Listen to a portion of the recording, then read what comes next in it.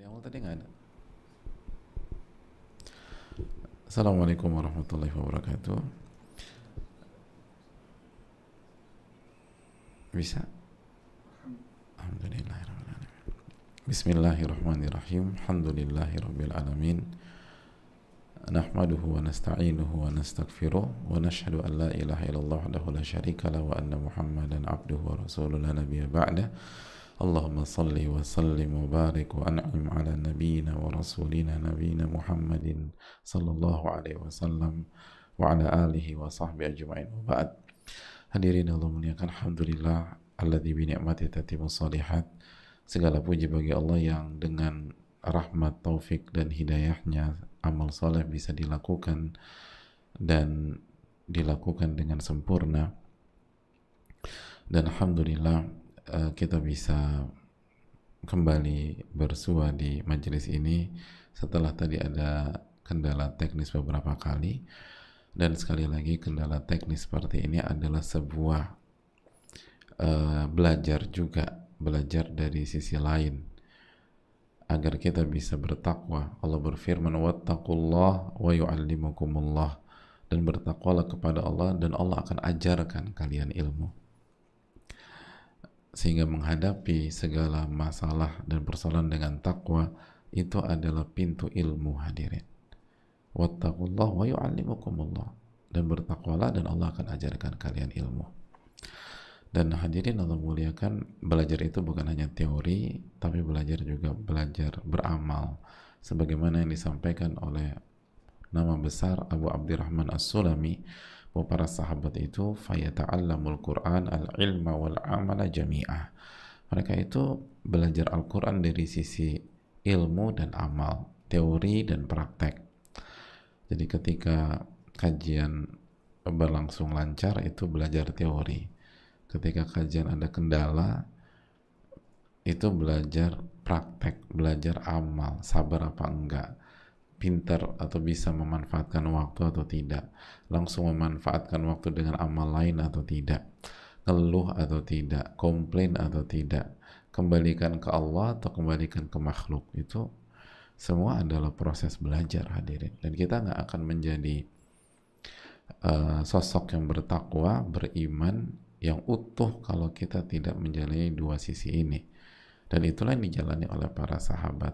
Oleh karena itu, hadirin Allah muliakan, semoga Allah lancarkan. Tapi kalau la qadarallah ada kendala, maka sikapi dengan bijak, sikapi dengan ketakwaan, karena di dalam ketakwaan itulah ada ilmu, ada tambahan ilmu, dan ada pelajaran besar dari Allah Subhanahu wa ta'ala. Oleh karena itu, marilah kita bersyukur kepada Rabbul Alamin atas ini semua. Dan hadirin Allah muliakan, kembali bersama bulan Ramadan, bulan yang penuh dengan keberkahan, rahmat, bulan di mana pintu surga dibuka oleh Allah Subhanahu wa ta'ala dan pintu neraka ditutup oleh Allah Subhanahu wa ta'ala. Oleh karena itu, seruan di bulan Ramadan selalu jelas, selalu jernih isunya, ya bagiyal khairi aqbil, wahai orang-orang yang ingin berbuat baik, segeralah, ini waktunya, gitu. Ini waktunya, ini momennya. Wa ya bagiyal syarri, wahai orang-orang yang ingin berbuat buruk, maka tahanlah, ini bukan momen, ini bukan waktunya. Dan memang gak ada waktu untuk berbuat buruk, tapi jangan lakukan itu di Ramadan. Ini adalah momentum kita menambah ketakwaan kita kepada Allah Subhanahu wa ta'ala. Dan hadirin Allah muliakan, kita kembali bersama Al-Imam An-Nawawi dalam bab tentang keutamaan orang-orang lemah, orang-orang miskin, orang-orang fakir. Dan kemarin kita sudah membahas hadis Haritha bin Wahab dan korelasi. Kemarin kita belum menekankan bahwa korelasi antara hadis ini dengan perintah di bab yang sedang dibahas oleh Al-Imam An-Nawawi, bahwa keutamaan orang-orang lemah, keutamaan orang-orang kecil, keutamaan orang-orang miskin, bahwa orang-orang yang terlihat lemah di dunia dan diremehkan dan dianggap lemah di dunia. Kullu dha'ifin mutadha'af. Dhaif lemah atau dianggap lemah, dianggap remeh, dianggap kecil, dianggap kerdil. Ternyata itulah ciri-ciri ahli surga. Itulah ciri-ciri ahli surga. Jadi ini yang harus kita lihat. Ketika kita ngeliat ada orang dibully, diremehkan, direndahkan, hati-hati dengan orang sedang, hati-hati dalam tanda jangan main-main dengan orang tersebut. Terus kita lihat sholatnya bagus, zikirnya oke, ini semakin mengarah gitu loh. Ini ciri-ciri ahli surga dan punya hubungan dekat dengan Allah. Lau aqsama 'alallahi la abarra. Sekali bersumpah minta dikabulkan sama Allah Subhanahu wa taala.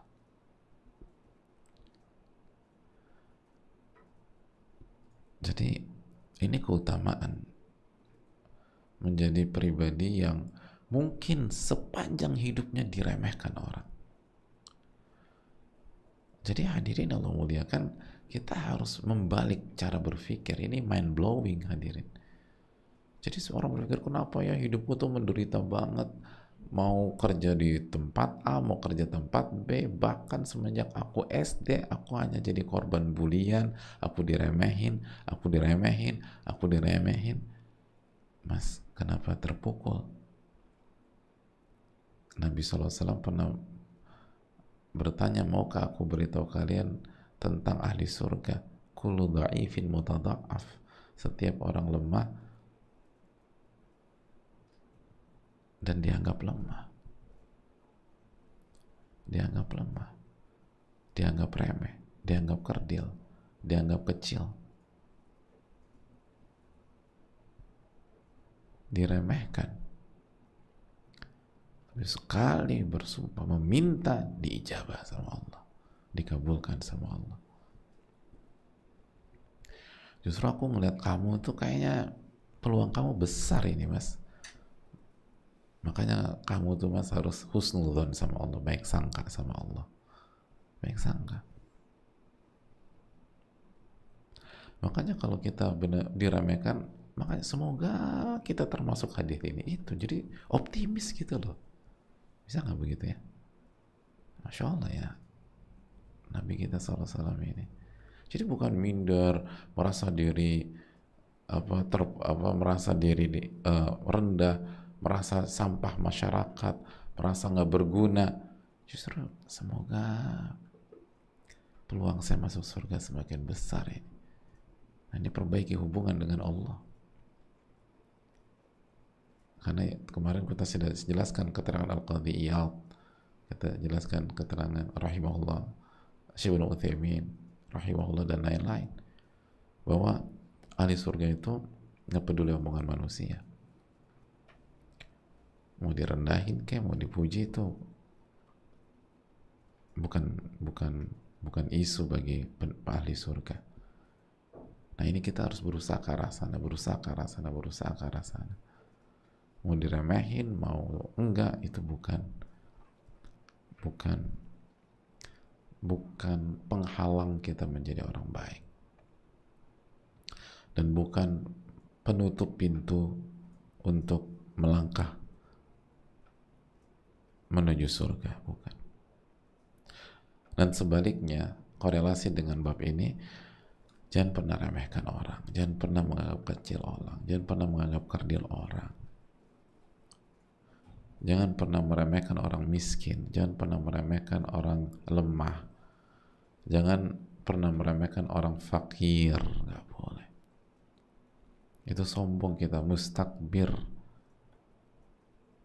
batarul haq wa ghamtun nas, menolak kebenaran dan meremehkan manusia. Dan begitu kita remehkan orang, maka arah kita ini menuju neraka, dan arah yang diremehkan, yang kita remehkan itu menuju surga. Jadi jangan pernah meremehkan. Makanya keutamaan orang-orang kecil, orang-orang lemah, orang-orang miskin, orang-orang fakir itu punya kedudukan istimewa di mata dan hati orang-orang beriman. Karena memuliakan mereka itu jalan menuju surga, hadirin. Dan merendahkan mereka itu jalan menuju neraka. Lihat bagaimana kita dididik dalam ilmu. Jadi ketika kita melihat orang lemah, orang yang miskin, orang fakir, itu kita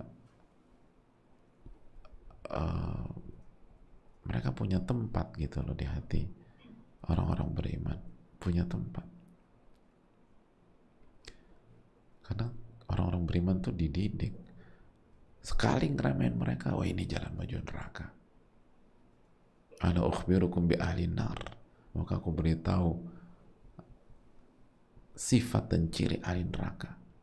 Qulu utulin jawadin mustakbir, setiap orang yang keras, yang kaku, yang kasar, yang tamak, yang pelit, yang gak sabar, yang menolak kebenaran dan meremehkan orang. Itu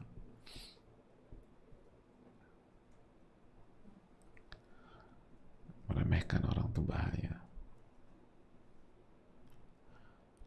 Dan ujian yang paling sering itu kan kalau berhadapan dengan orang yang dianggap miskin di dunia sosial. Karena kalau berhadapan dengan orang kaya, seringkali kita mudah mengamalkan, nggak meremehkan orang. Alhamdulillah, insya Allah aku nggak termasuk golongan yang sombong. Aku tuh ketemu si A, si B, aku nggak pernah meremehkan mereka. Ya si A, si B itu orang paling kaya di kampung kita. Kayaknya memang gak ada yang ngeremehin dia. Tapi yang jadi patokan itu si C, si D, ya ini nih. Ini orang paling miskin di kampung kita. Kita remehin gak? Makanya orang-orang beriman itu sangat hati-hati dalam menyikapi orang-orang lemah, orang-orang miskin, orang-orang fakir. Sangat hati-hati. Sangat hati-hati.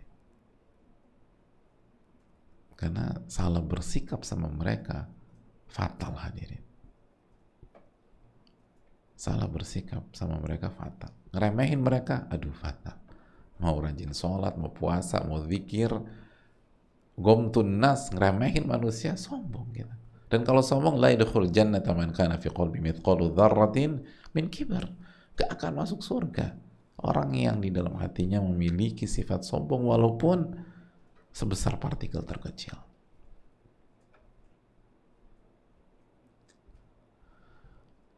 Dan ini momentum di Ramadan. Sekali lagi, Ramadan itu salah satu hikmahnya kata para ulama agar banyak orang-orang kaya, agar banyak pihak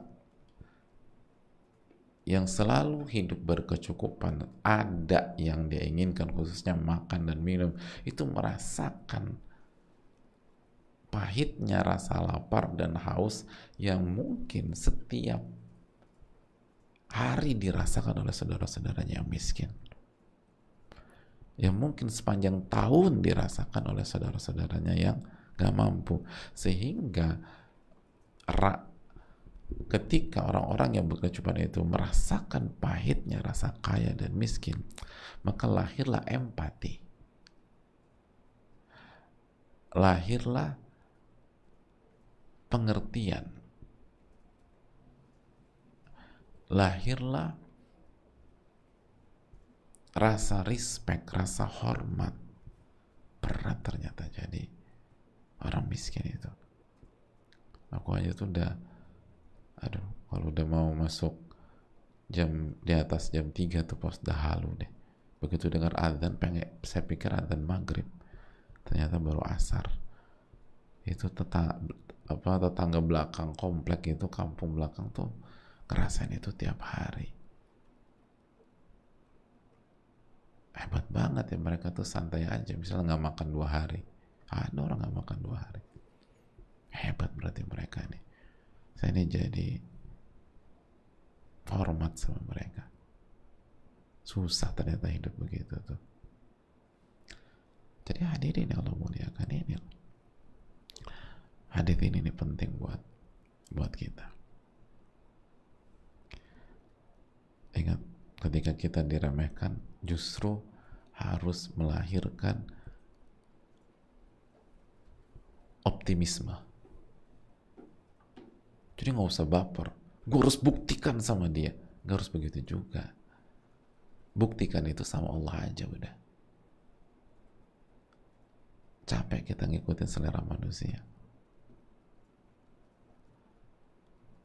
Saya akan tunjukkan bahwa saya lebih baik dari dia. Nggak perlu. Buat apa lebih baik daripada si A kalau si A dan kita masuk neraka juga di hari kiamat? Fungsinya lebih baik dari dia itu apa? Kalau semuanya, baik kita maupun si A, masuk neraka. Lebih baik misalnya si A tetap lebih hebat dari kita, tapi kita dengan dia masuk surga, udah aman. Kita juga di surga nggak ada hasad. Semua udah puas dengan apa yang Allah kasih sama dia. Iya nggak sih hadirin? Saya harus buktikan, nggak harus dibuktikan seringkali. Yang harusnya ada kita bertakwa semaksimal mungkin sama Allah. Dan ketika diremehkan orang, dianggap kecil sama orang, dianggap kerdil sama orang, tambah optimis orang-orang beriman. Semoga ini arah menuju surga. Dan saya fokus aja dengan tujuan saya. Saya tetap hormat sama orang, saya tetap respect sama orang. Karena itu yang membuat Allah ridho sama saya.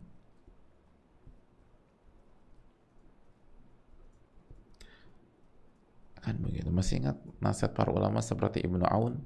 Seringkali kita itu di pihak terzolimi, tapi ketika salah respon, akhirnya peta berubah, berbalik, kita yang zolim sama, atau kita lebih banyak zolim sama dia. Bener, awalnya pencetusnya dia zolim sama kita. Akhirnya kita dendam, kita kesel, kita balasnya overdosis. Kita nanti yang jadi pesakitan di hari kiamat. Ngapain seperti itu? Yakinlah bahwa Allah itu ahkamul hakimin. Yakin Allah ahkamul, Allah maha bijak. Ketika kita diremehkan, itu pasti ada hikmah dari Allah Subhanahu wa taala. Dan orang beriman justru semakin optimis. Semakin optimis.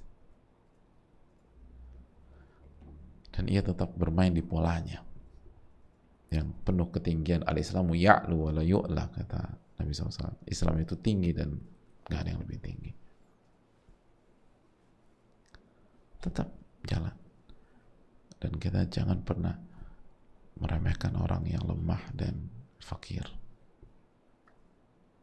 Seringkali yang kita remehkan itu sekali doa diijabah, kita doa gak diijabah sama Allah karena kesalahan kita. Ini yang perlu kita tanamkan. Kita buka sesi tanya jawab. Kemarin kita belum buka sesi tanya jawab. Wassalamualaikum warahmatullahi wabarakatuh. Ala nabiyina Muhammad.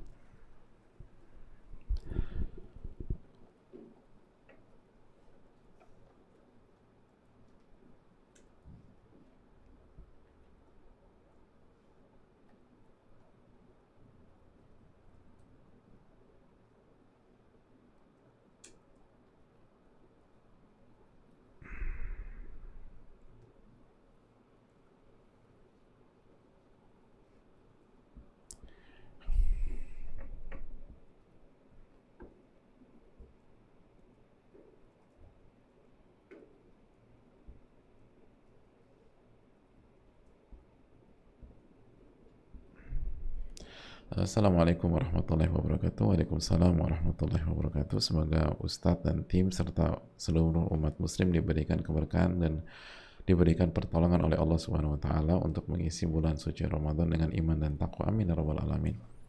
Tapi jangan lupa doakan Imam Nawawi dan ulama-ulama kita secara khusus hadirin.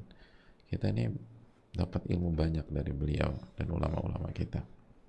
Semoga Allah merahmati Imam Nawawi dan seluruh ulama kita.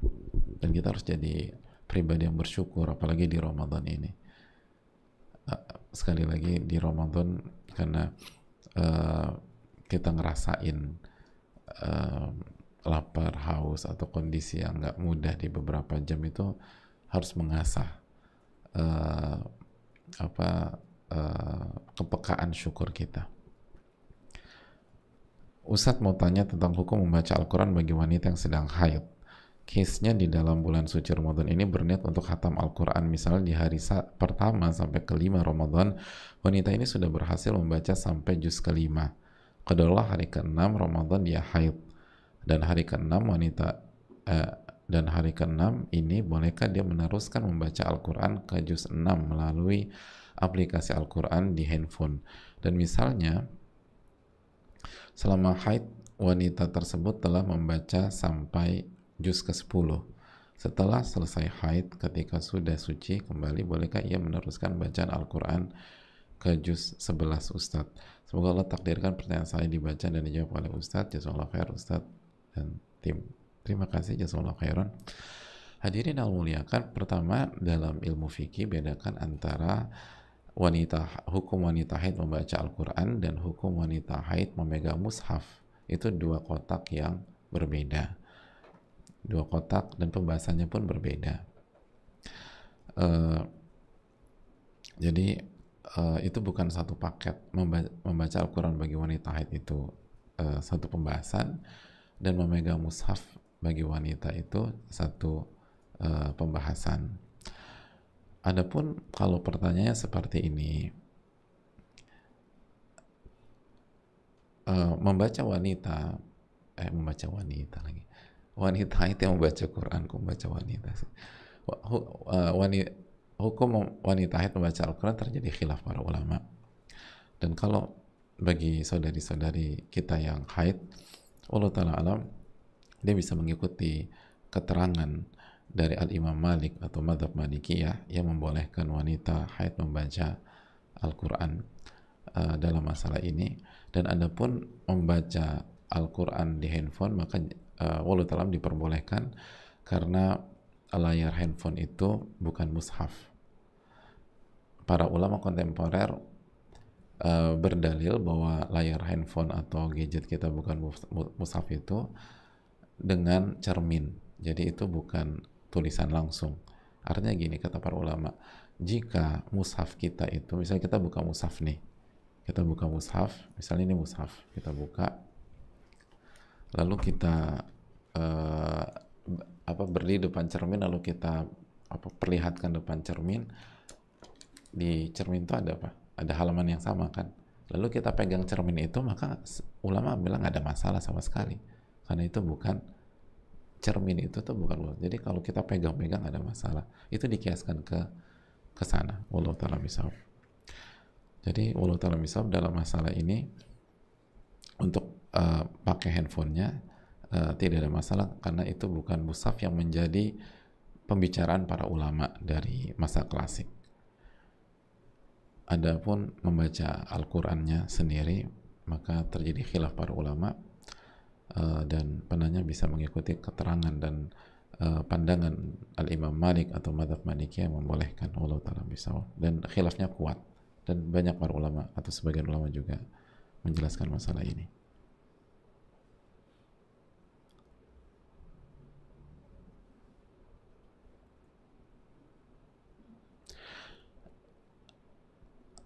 Oke, mana lagi nih?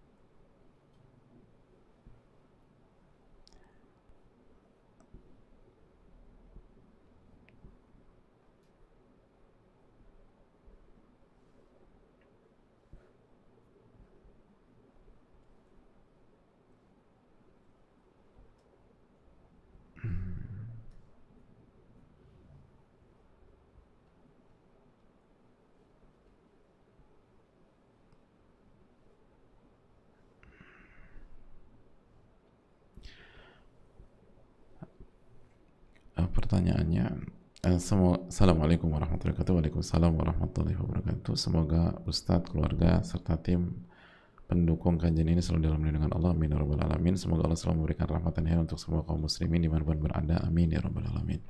Semoga Allah selalu merahmati Imam Nawawi dan seluruh keluarga beliau, amin ya rabbal alamin. Dan semoga Allah merahmati seluruh ulama kita, wa iyyakum. Dan terima kasih atas pertanyaannya. Ustadz izin bertanya, apakah orang yang zalim akan selalu menang dan orang yang lemah selalu tertindas? Dan apakah jika seseorang menghalangi rezeki kita itu artinya memang rezeki tersebut memang bukan hak kita? Terima kasih atas jawabannya. Terima kasih atas pertanyaannya. Hadirin Allah muliakan, justru sebaliknya. Masih ingat nggak ketika Allah berfirman dalam surat Al-An'am ayat 21, ketika Allah berfirman, innahu la yuflihul zalimun, innahu la yuflihul zalimun, sesungguhnya orang yang zalim itu nggak akan beruntung dan nggak akan sukses. Sebaliknya, orang yang zalim itu, ini kata yang punya alam semesta, ini yang ngatur semuanya. Innahu la yuflihul zalimun, sesungguhnya orang yang zalim itu tidak akan beruntung dan tidak akan sukses. Nggak akan beruntung. Dalam ayat yang lain, surat Hud ayat 18, Allah berfirman, ala la'natullahi ala zalimin, ketahuilah laknat Allah terhadap orang-orang yang zalim. Mungkinkah orang yang dilaknat sama Allah berhasil, menang, dan sukses? Gak mungkin. Dan sebatas dia ambil hak kita selama bertahun-tahun, itu bukan berarti dia beruntung, bukan. Kenapa demikian? Karena kehidupan seseorang itu tidak bisa dinilai dari satu kotak saja, gitu loh. Kan misalnya ada orang menzolimi istrinya bertahun-tahun, kan kehidupan seseorang nggak bisa dinilai hanya pada saat dia berinteraksi dengan istrinya, karena dinilainya kehidupan seorang itu pada secara utuh, kan dia berinteraksi dengan istri, dengan orang tua, dengan mertua, dengan anak, dengan saudara, saudari, dengan ipar, dengan om, dengan tante, dengan tetangga, dengan klien, dengan bos, dan seterusnya. Oke, dia terkesan dia menang di satu kotak, tapi coba lihat akumulasi dari semua kotak, nggak mungkin beruntung, nggak mungkin beruntung, dan nggak mungkin menang. Dan yang berikutnya, hak kita yang diambil oleh dia itu akan dia ganti di hari kiamat. Kalau nggak dia ganti di dunia, karena pasti diganti. Jadi apakah itu bukan rezeki kita? Kalau yang dimaksud rezeki dunia mungkin, tapi di akhirat dia akan ganti itu. Tenang aja, di akhirat dia akan ganti. Jadi dia akan ganti di dunia atau di akhirat. Jadi nggak ada kerugian. Allah Ta'ala bisa.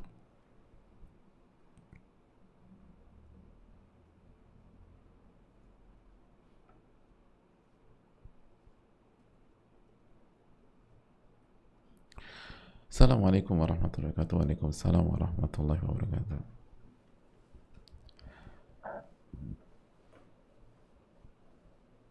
Tunggu saya.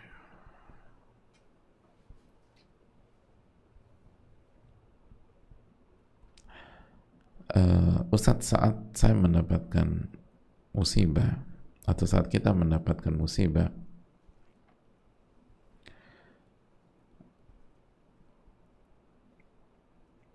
atau ketidaknyamanan berupa sedih, cemas, bagaimana cara mengetahui bahwa ini terjadi karena dosa-dosa kita atau bentuk ujian yang akan menjadi jalan kebaikan kita untuk mendapatkan surga, bagaimana yang tertuang dalam Al-Baqarah 155? Mohon penjelasan dan nasihat Ustadz, jazakallahu khairan.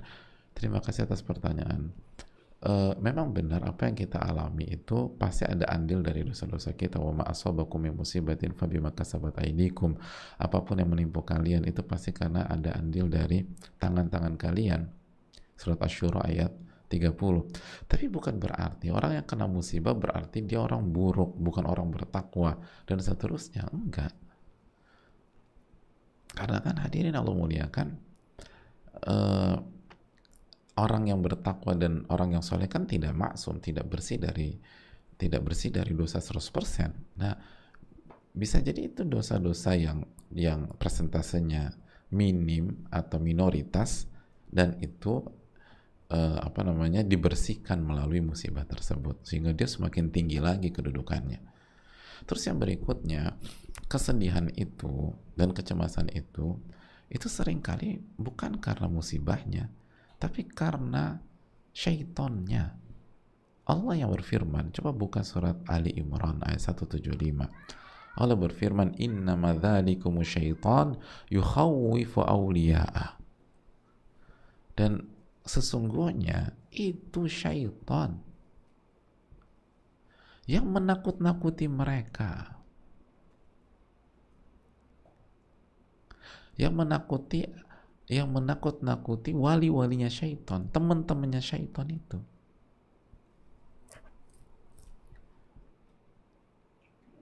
Makanya fala takhafuhum, jangan takut sama mereka, wa khafuni, tapi takutlah kepadaku, kata Allah, in kuntum mu'minin, jika kalian benar-benar beriman. Kan memang berat ya hadir, semoga Allah tolong kita, dan yang berbicara tidak lebih baik. Namun kalau teorinya adalah apapun yang kita cemaskan dan takutkan dari hal dunia, itu nggak ada apa-apanya dibanding adab Allah kalau kita maksiat dan kufur dan syirik kepada Allah Subhanahu wa taala. Nggak ada apa-apanya. Jadi seharusnya kalau kita khawatir dengan hal duniawi ini, kita harus lebih khawatir lagi kalau kita maksiat. Dan seharusnya kekhawatiran kita kepada, takutnya kita kepada Allah itu sudah mengcover semuanya. Isunya hilang. Isunya tuh hilang. Kan demikian, karena ada hal yang jauh lebih besar. Ketika misalnya seorang istri nitip sebuah makanan ketika suaminya pulang di malam hari pas Ramadan ini, biasanya istri kita nitip apa? Ibu suka nitip apa sih kalau Ramadan? Gorengan, tega amat. Malam nih, masa malam gorengan, buka gorengan, oke lah, martabak ya, mie ayam, bener, martabak lah ya, martabak yang keju coklatnya segunung itu. Lalu istrinya agak cemas dan khawatir suaminya lupa, karena suaminya suka lupa begitu. Aduh, nih suamiku bawa nggak ya martabak ini, suamiku tuh bawa nggak ya, cemas. Di tengah-tengah kecemasan ada telepon masuk, ternyata itu dari teman suaminya. Kata teman suaminya, Mbak sabar ya, 10 menit yang lalu Mas Fulan kena serangan jantung dan sekarang dibawa ke rumah sakit. Pertanyaannya simpel, apakah kecemasan terhadap martabak manis itu masih ada? Gak ada.